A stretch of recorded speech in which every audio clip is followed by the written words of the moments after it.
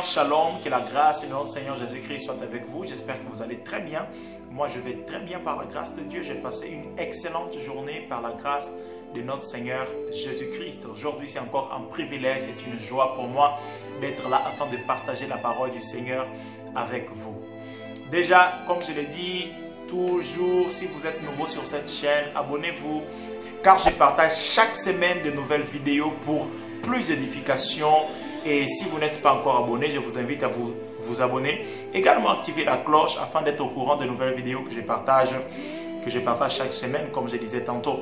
Mais si vous êtes déjà abonné, je vous invite à partager cette vidéo avec vos frères, avec vos amis, afin que nous tous, nous puissions être bénis, édifiés et que nous puissions garantir une croissance efficace avec Jésus-Christ Nazareth par le Saint-Esprit qui habite en nous. Aujourd'hui particulièrement, j'aimerais également, avant même de partager la parole, faire cet appel. Si vous m'écoutez ce matin ou ce soir, selon l'heure à laquelle vous m'écoutez, et que vous n'êtes pas encore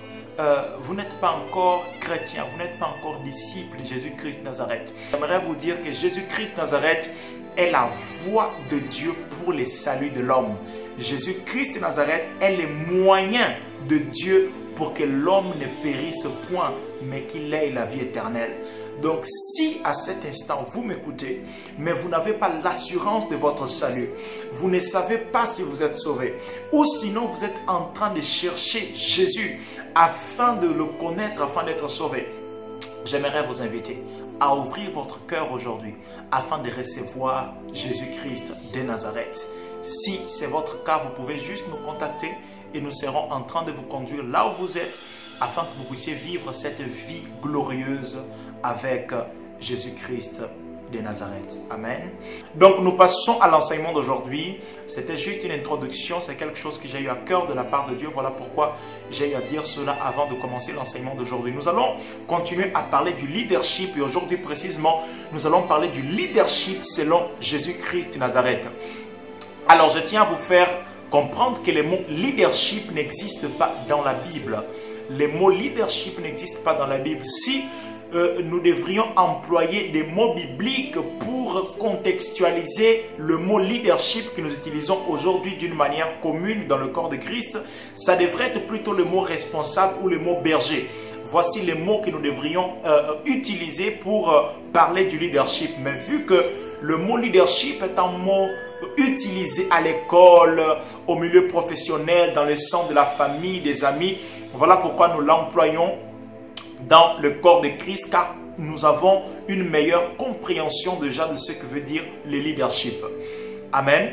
Et juste pour une petite définition de ce qu'est le leadership n'est autre qu'un pouvoir d'influence. Lorsqu'on parle du leadership, le leadership est un pouvoir d'influence.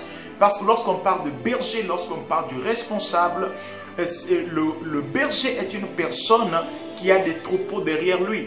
Et parce que les troupeaux lui font confiance, les troupeaux les suivent. Donc, il exerce une influence sur le troupeau qui fait de sorte que les troupeaux puissent les suivre. Donc, le leadership est un pouvoir d'influence. Et Jésus-Christ Nazareth, sachant que c'est un grand pouvoir, le leadership, il a voulu nous faire comprendre comment est-ce qu'en tant que chrétiens, nous devrions comprendre le leadership. Le leadership selon Jésus-Christ Nazareth. Car aujourd'hui, selon la sagesse humaine, le leadership est enseigné, mais il faudra qu'en tant que chrétiens, nous puissions comprendre qu'est-ce que Jésus-Christ Nazareth a voulu nous faire comprendre, de ce qui est le leadership. Et nous allons rentrer dans les Écritures aujourd'hui. Je crois que nous serons encore bénis par le Seigneur. Nous serons visités, boostés, et notre vie chrétienne prendra un nouvel envol avec Jésus-Christ Nazareth, car le Saint-Esprit s'apprête à nous bénir par ce que nous serons en train d'écouter tout à l'heure. Donc, passons directement aux Écritures. Nous allons, pour comprendre aujourd'hui le leadership de Jésus-Christ Nazareth, nous allons lire quelques portions des Écritures, comme d'habitude d'ailleurs. Et nous commençons dans le livre de Jean, chapitre 8, verset 12. La Bible dit ceci. Jésus leur parla de nouveau et dit, « Je suis la lumière du monde. Celui qui me suit ne marchera pas dans les ténèbres, mais il aura la lumière de la vie. » Amen. Amen. Je reprends le verset. C'est un verset très intéressant. La Bible dit, Jésus leur parla de nouveau et dit, je suis la lumière du monde. Celui qui me suit ne marchera pas dans les ténèbres, mais il aura la lumière de la vie. Amen. Lisons encore toujours le livre de Jean, Jean chapitre 9, verset 5. Jésus dit ceci maintenant. Pendant que je suis dans le monde, je suis la lumière du monde. Pendant que je suis dans le monde, je suis la lumière du monde. Alléluia. Ces deux versets, c'est pour nous faire comprendre ceci. Jésus nous dit qu'il est la lumière du monde. Il était encore sur terre lorsqu'il disait cela. Je suis la lumière du monde et celui qui me suit ne marchera pas dans les ténèbres. Après, dans le chapitre 9, verset 5, il dit ceci. Pendant que je suis dans le monde, je suis la lumière. Pendant que je suis dans le monde, je suis la lumière. C'est comme quelqu'un qui pourrait dire, pendant que je suis ici, c'est moi le gouverneur. Ou quelqu'un qui dirait encore, pendant que je suis chez vous, je ferai la cuisine. Pendant que je suis là, je ferai la cuisine. Cela veut dire une chose. Il y aura un moment où je ne serai plus là. Donc, une autre personne devra faire la cuisine. Cela veut dire encore, pendant que je suis là, je suis gouverneur, mais à un moment donné, je vais sortir et il faudra que quelqu'un d'autre soit gouverneur. C'est ce que Jésus était en train de faire comprendre à ses disciples, que je suis là, je suis la lumière, mais sachez ceci, à un moment donné, je partirai. Alors, si Jésus voulait faire comprendre les disciples cela, nous pouvons poser Jésus cette question. Jésus, si pendant que tu es là, tu es la lumière, et lorsque tu partiras, qui sera donc la lumière? Qui sera donc la lumière? Et il a dit ceci, lui en tant que lumière, ceux qui le suivent ne marchent pas dans les ténèbres. Ce que veut dire que les lumières, ceux qui suivent la lumière, ne doivent point être dans les ténèbres. Alors Jésus-Christ Nazareth, nous te posons encore cette question. Pendant que tu es là, tu es la lumière. Et lorsque tu partiras, qui sera alors la lumière? Il répond cette question dans le livre de Matthieu, chapitre 5, verset 14. Écoutons ce que la Bible dit. Jésus dit ceci. Matthieu 5, verset 14, il dit, « Vous êtes la lumière du monde » en parlant à ses disciples. « Vous êtes la lumière du monde. Une ville située sur une montagne ne peut être cachée. » Alléluia! Jésus a répondu à cette question par rapport au fait, quand je partirai, voici qui sera la lumière du monde. Ça veut dire qu'aujourd'hui, vous et moi, nous sommes la lumière du monde. Vous et moi, nous sommes la lumière du monde. Jésus a dit, pendant que je suis dans le monde, je suis la lumière.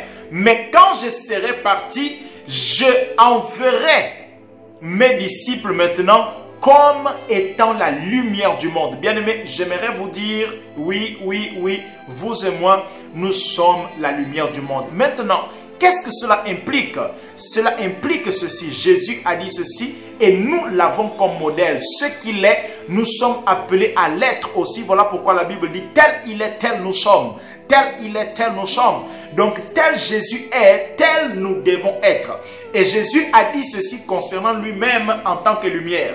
Il a dit, en tant que lumière, ceux qui me suivent ne marchent pas dans les ténèbres.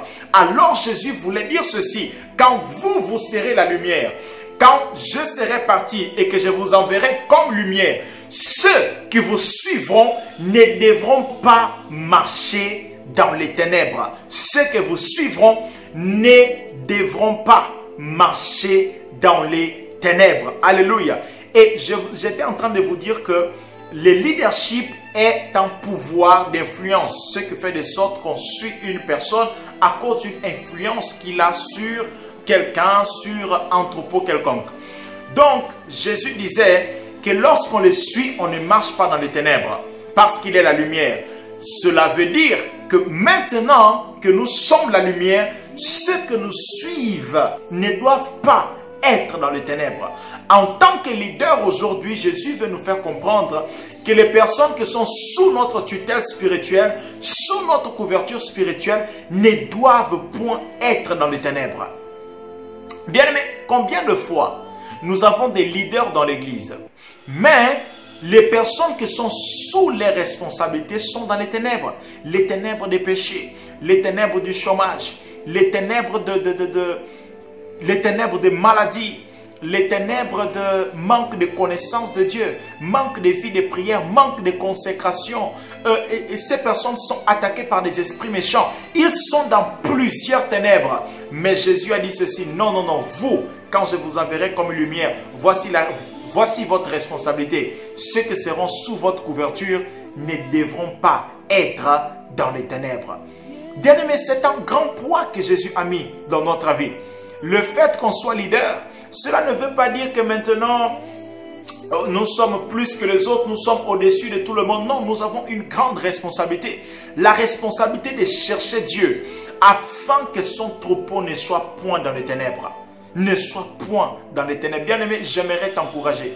Si tu es un leader ce soir, j'aimerais t'encourager que ton troupeau ne soit pas dans les ténèbres. Fais tout afin que ton troupeau ne puisse pas marcher dans les ténèbres. Amen. Mais il est aussi important de comprendre que dans chaque troupeau, dans chaque bergerie, il y a toujours un fils de perdition. Le fils de perdition veut dire la personne qui ne pourra pas être influencée par votre leadership. Et dans le cas de Jésus, c'était Judas. Même au ciel, cela est arrivé. C'était Lucifer. Lucifer, à un moment donné, il a quitté l'influence, le leadership de Dieu. Et il a été précipité. Donc, dans une bergerie, au sein d'un troupeau, ce n'est pas tout le monde qui sera influencé par votre leadership.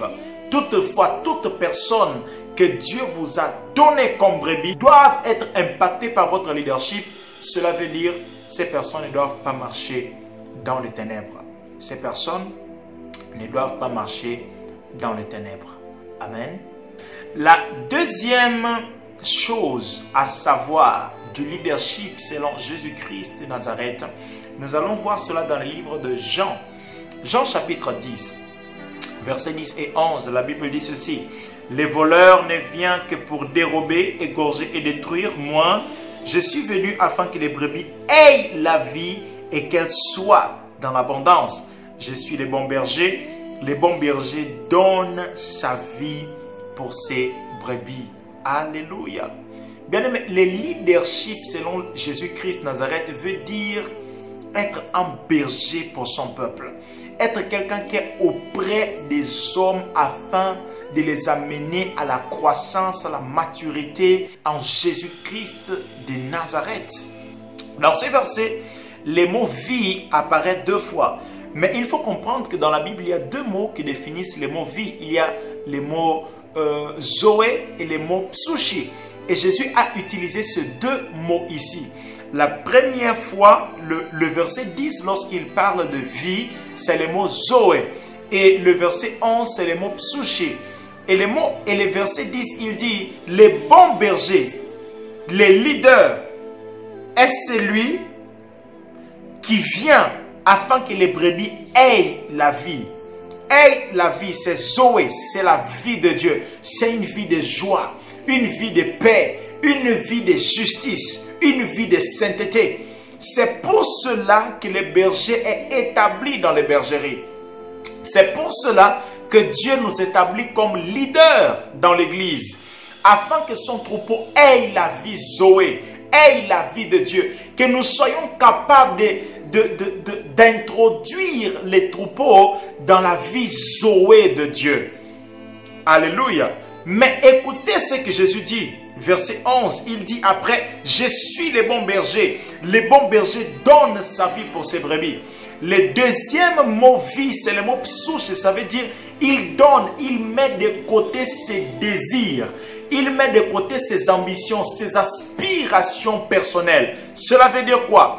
Qu'en tant que berger, les brebis ne peuvent pas avoir la vie en abondance tant que le berger n'est pas capable de mettre de côté ses aspirations, n'est pas capable de mettre de côté sa propre vie.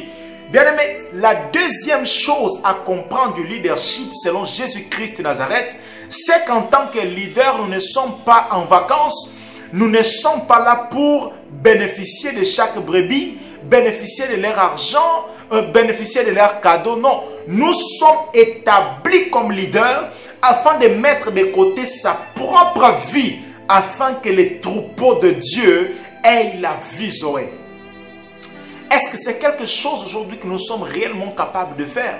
Bien, mais je ne suis pas en train de vous dire d'oublier votre vie personnelle. Soyons équilibrés dans notre marche avec Dieu. Mais une chose est sûre et certaine, nous ne pourrons jamais apporter la vie abondante de Dieu, la vie Zoé, la vie surnaturelle de Dieu à son troupeau, tant que nous ne sommes pas capables de nous vider de notre propre vie, de nous vider de nos propres rêves, afin d'embrasser le rêve de Dieu, afin d'embrasser la volonté de Dieu, afin d'embrasser les aspirations de Dieu. Nous ne serons pas capables.